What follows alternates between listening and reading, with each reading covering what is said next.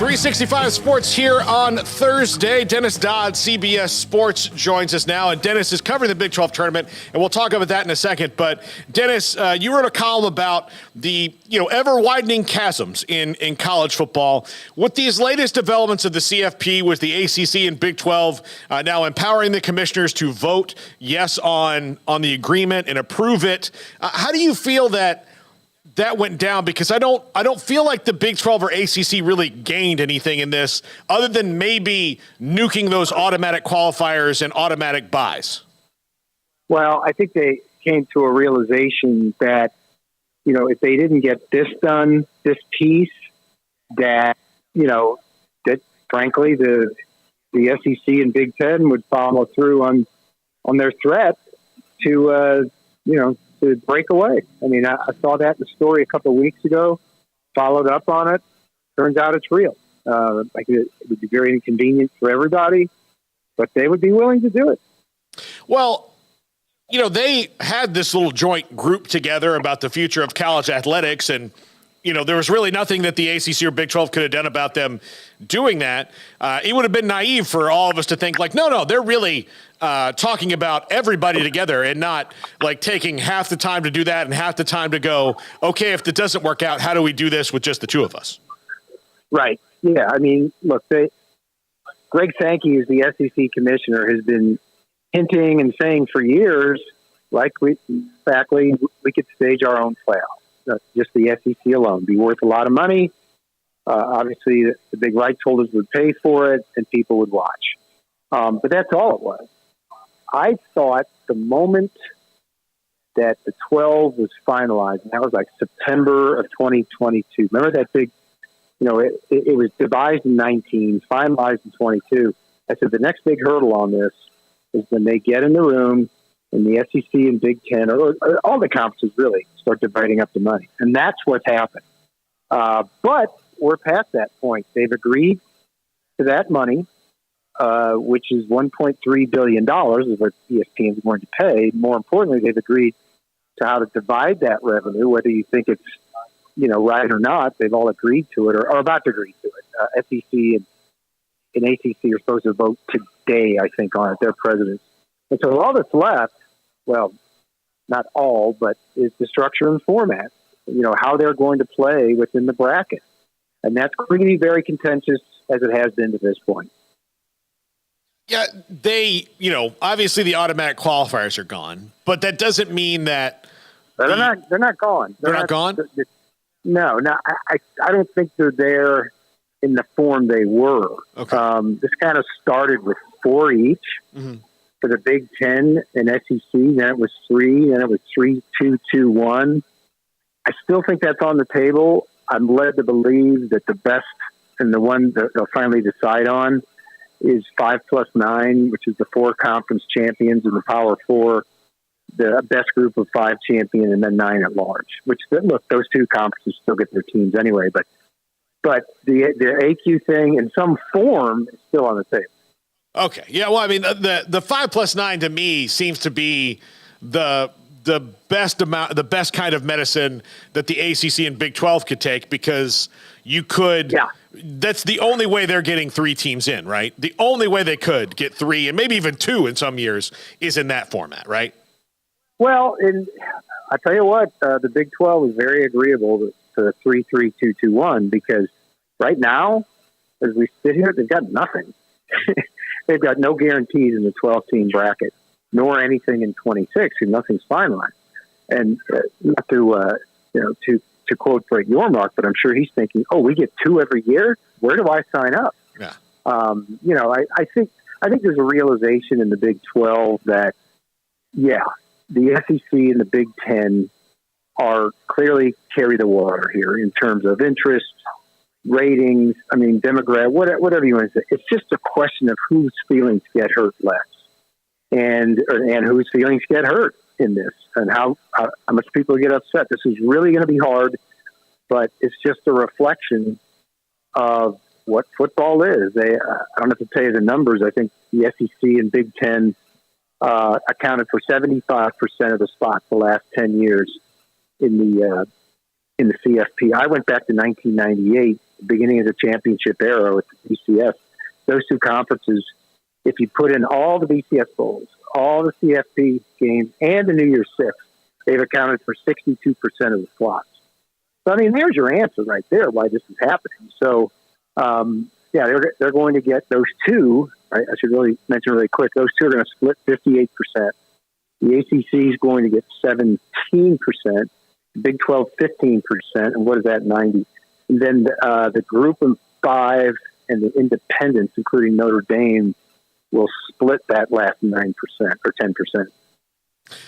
Dennis, this kind of also highlights the FSU and ACC situation, which is more bizarre than any of the realignment situations because all the other ones kind of happen under cover of night, right, when it comes to the Power of Five. This one has been very much out in the open, and Florida State's been demonstrative about what they think their value is, even though nobody will come out and say, sure, we want them until they know what that cost is for getting Florida State.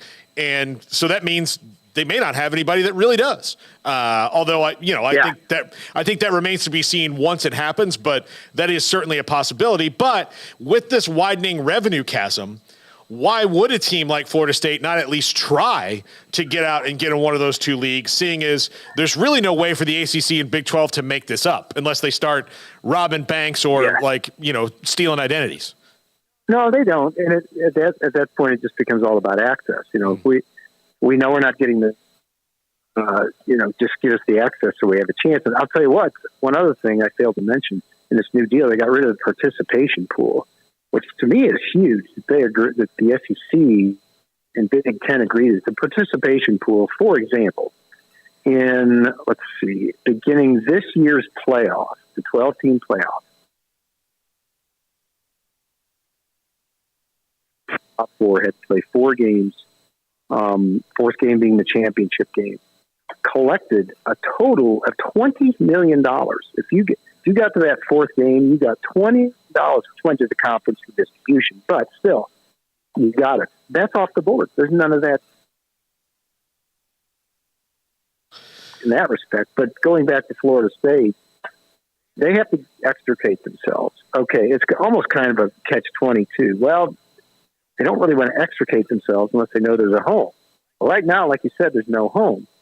They're not worth the pro rata to the SEC or the Big Ten, and pro rata means equal value. They're not worth $60 million which is what the SEC is getting, or $75 million, which is what the Big Ten is getting per team. Now, would they take half shares to get in? Absolutely, but why dilute the product? It's a case, Paul, of Florida State kind of overvaluing itself. If you think about it, the SEC and Big Ten now have all the rivalries really that matter in those two leagues. There's exceptions, Clemson, Florida State, Miami, Florida State, whatever. But what the market has told them is that we don't need you to do this. That's why you see the SEC and Big Ten flexing like this. We don't necessarily need you at this top level. So they're in a situation where they think they're underpaid. They can negotiate, according to documents, Tampa Times and some great reporting, and basically negotiate their way out, buy their way out, whatever that number is, and then get over to one of those conferences. I think the Big 12 would be in play for Florida State if what I said becomes true. We don't, the SEC certainly doesn't want, certainly not the top of their hit list. They're already in Florida. What do they need Florida State for? Big Ten, maybe. But it's just right now, it doesn't. They've got to exit themselves and let the dominoes fall where they may. Dennis, you are in Kansas City for one of the great events in sports in the Big 12 tournament, which has now gotten bigger and will get bigger again next year. Heck, with 16 teams, it might need 2 whole weeks to do it. But there have been some interesting things that have happened. Cincinnati, of course, beating Kansas. Kansas, just in kind of the dud of their season, but of a season, the worst one under Bill Self. What do you think is the offseason like for them, and how aggressive do they get? Because they really had, it's really on their bench, but 4 misses on the bench this year. Yeah, they took. Part of it, they have such a thin bench. Part of it is they took all the penalties from the NCAA investigation this year is like 3 scholarships. And look, not to say they're demonstrably better if they had 3 more scholarship players on the bench. They thought they had enough on the bench. The guys they got just have the Timberlake kid. Jamari McDowell was forced to play last night. It just has not been good. So they look like a team, before I get to next season, they look like a team where if everything goes right in the draw, they could get to the Sweet 16. But I don't think, they go much past that, because Hunter Dickinson is coming back, the 7-2 post. He's got a separated shoulder. They get back their leading scorer, Kevin McCullough, who has a lingering kind of bone bruise on a knee, forced him to miss 4 of the last 5 games, I think. But, to get them back and expect them to be 100%, that's kind of what Bill Self is saying. That at least stretches the floor. People have to defend Hunter Dickinson. They can shoot 3, but they're not very good at it. They're 3 of 20 last night against Cincinnati. As far as the future, I have full faith in Bill Self just building it right back up. Who knows what's in the portal? I'm no expert. He'll go out and get players. He's got a good, just a basic recruiting class. I don't say basic. I mean, he's got a good recruiting class, but that's the basic recruiting class. Then it'll be supplemented. But it'll be fine. I mean, I think the thing about this league is to see which way it goes now. It's actually gotten better. Now you import Arizona. Arizona State isn't any good, but Colorado is a top 25, kind of, to me, a consistent top 25 program every season. May not finish there, but they end up being there at one point. And Utah, I think, is very competitive. So the league just gets better. So there's that for Kansas, in addition to getting better with the roster. What do you think the future is for Rodney Terry at Texas? TBD. Look, I wasn't the one, but somebody made a point during the season, it may have been Jeff Goodman, never let the emotion, of filling that spot with a short space of accomplishments, cloud your judgment. And I guess the question is that what happened at Texas, where they could have settled in, looked around, got a coach, but this was a Texas guy, a loyal assistant who'd been there, deserved a shot. And now I get, there's questions. That's the best way to put it. I don't pretend to know what's going to happen at Texas. I assume he'll be back. But it is a cautionary tale about taking your time. I mean, there was pushback at Notre Dame when they, from some alums, when they hired Marcus Freeman within a week of Brian Kelly leaving. But if you remember in football, at that time, a couple of seasons ago, Notre Dame still had an outside shot to go to CFP. Mm-hmm. So they had to get something done. Turned out they didn't make it. But even though Marcus Freeman at Notre Dame was one of 2 coaches in the history of Notre Dame to win 9 games each of his first 2 seasons, there's still questions about him. So we'll see.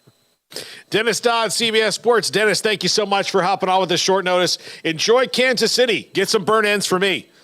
I will. Thanks so much. All right. Dennis Dodd, CBSSports.com with us here on 365 Sports. We're back with more right